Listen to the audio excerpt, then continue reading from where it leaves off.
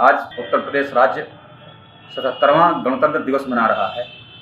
अभी हम लोग विधान भवन के सामने हो रहे भव्य एवं दिव्य कार्यक्रम से लौटे हैं और इस समय हमारे साथ केंद्र सरकार में साझा दल जनता दल सेकुलर के प्रदेश अध्यक्ष ओंकार सिंह जी हैं। ओंकार सिंह जी पुराने समाजवादी नेता हैं, चंद्रशेखर जी के बेहद करीबी रहे हैं। उनसे ही हम वार्ता करेंगे। ओंकार सिंह जी, आपका अचूक संघर्ष के डिजिटल न्यूज चैनल पर स्वागत है। आप सभी को 77वें गणतंत्र दिवस की बहुत बहुत बधाई। आज हम लोगों ने प्रदेश कार्यालय में 77वां गणतंत्र दिवस मनाया और यहाँ पर झंडा ध्वजारोहण करके यहाँ पर मिठाई वितरण करने का काम किया। हमारे प्रदेश कार्यालय में अमित शुक्ला जी, भान प्रताप सिंह जी, राजेंद्र सिंह रावत जी, घनश्याम सिंह जी और धर्मेंद्र दस्तोगी जी, सभी तमाम कार्यकर्ता यहाँ पर उपस्थित थे। ओंकार सिंह जी, जनता दल सेकुलर केंद्र सरकार में सहयोगी दल है। जनता दल सेकुलर के आप प्रदेश अध्यक्ष हैं। आप किस तरह से संविधान निर्माताओं की भावनाओं के अनुरूप केंद्र और राज्य सरकार की कैसे काम कर रहा है, इस पर आपकी संक्षिप्त टिप्पणी चाहिए। बहुत अच्छा सवाल आपने किया।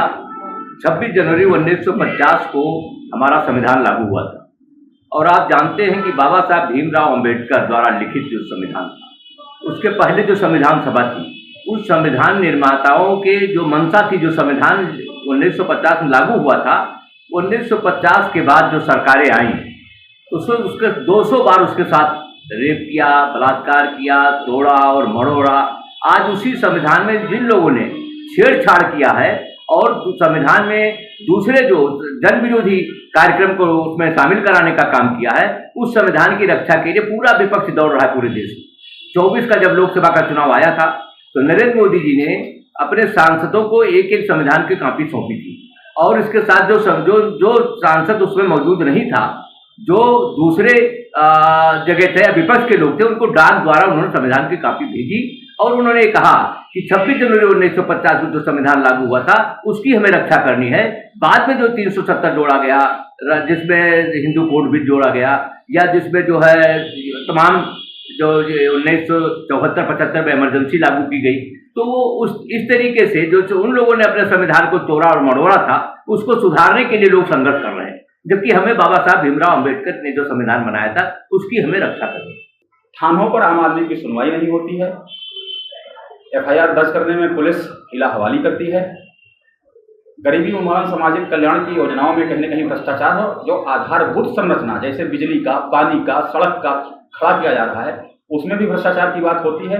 तो आप अध्यक्ष जी एक सहयोगी दल के प्रदेश अध्यक्ष हैं, तो उत्तर प्रदेश सरकार को आप इस दिशा में, मतलब सकारात्मक दिशा में, विकास के पथ पर गतिमान होने की दिशा में जो उत्तर प्रदेश के मुख्यमंत्री योगी आदित्यनाथ जी के दावे हैं, उनको किस रूप में देखते हैं?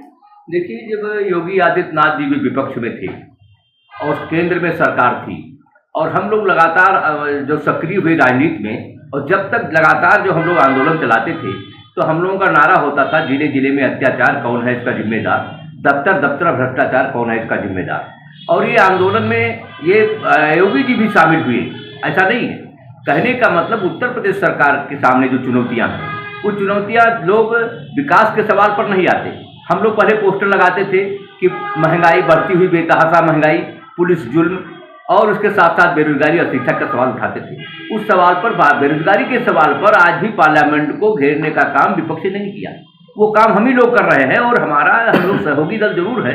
हमारी पार्टी का संविधान अलग है, हमारी पार्टी का नीति अलग है, हमारी पार्टी के कार्यक्रम अलग है और हम लोग सीटों का तालमेल हमारा उनका है। लेकिन जो पार्टी की नीतियाँ, जो कार्यक्रम है, वो आज़ादी के आंदोलन को, विरासत को आगे बढ़ाने का काम हम लोग कर रहे हैं। और आप जानते हैं कि आज़ादी के आंदोलन के नेताओं की जो मंशा थी, संविधान निर्माताओं की जो मंशा थी कि कोई बीमार आदमी दवा से वंचित नहीं रहेगा, हर आदमी को काम मिलेगा, हर आदमी को रोजगार मिलेगा और पढ़ाई लिखाई का इंतजाम होगा, वो काम अभी अधूरा है, जिसके लिए आज हम 77वां गणतंत्र दिवस मना रहे हैं। अभी हम लोगों ने झंडारोहण किया। आज भी उस सवाल पर हम लोग आगे बढ़ने का काम कर रहे हैं।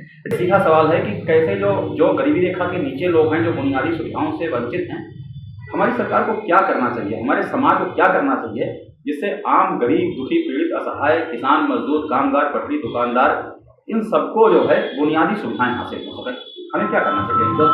बुनियादी सवालों पर जिस तरीके से ये एनडीए सरकार ने काम किया, उत्तर प्रदेश सरकार ने काम किया, जिसका लोग मजाक उड़ाते हैं कि 5 किलो अनाज मिलता है, और इसीलिए जो 5 किलो अनाज जो लोग पाते भी है, तो उसमें दूसरे समुदाय के भी लोग हैं जो लाइन लगा करके जाकर राशन लेते हैं, लेकिन वोट नहीं देते। लेकिन उनका गरीबों के लिए जो जन कल्याणकारी योजनाएं हैं, उस योजनाओं को आगे बढ़ाने का काम कर रहे हैं। और उसी के साथ साथ उन्होंने अभी खाद बीज पानी का सवाल है, पहले अभी पूर्व सरकारों ने में आपने देखा होगा कि लाइन लगाते थे, 10 बजे जो गोदाम खोलता था खाद का जो डिपो होता था, आसपास के ब्लॉक प्रमुख हो या विधायक जी, उनकी पर्ची आती थी, वो खाद लेकर चले जाते थे। लेकिन जो लाइन लगे होते थे उनको पुलिस बुला करके लाठियों से पीटा जाता था, चाहे परसपुर हो, प्रयागपुर हो, बहराइच में हो, जगह जगह मैं देखता था, या आपके हरदोई में हो, आपके कन्नौज में हो, किसान पीटे जाते थे एक बुरी खाद के लिए। वो अब लाइन नहीं लग रही है और न पीटे जा रहे हैं, खाद उपलब्ध है, बीज उपलब्ध है, पानी उपलब्ध है। लेकिन जहां पर निचले स्तर पर जहां पर गड़बड़ी है, केवल हमारा काम नहीं है, ये विपक्ष का भी काम है।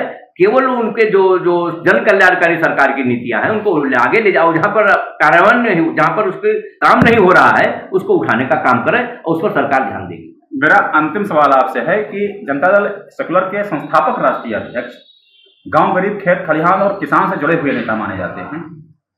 उत्तर प्रदेश एक विशालकाय राज्य है।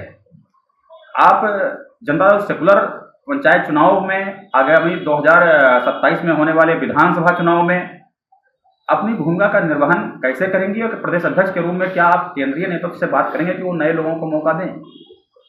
पार्टी के हमारे राष्ट्रीय देवगौड़ा जी किसानों के हित में, गरीबों के हित में और आम आदमी की जरूरतों पर भी, जो प्रधानमंत्री थे, हम कह सकते हैं 50 किलो की भरी पूरी खाद डिपो पर मिलती थी।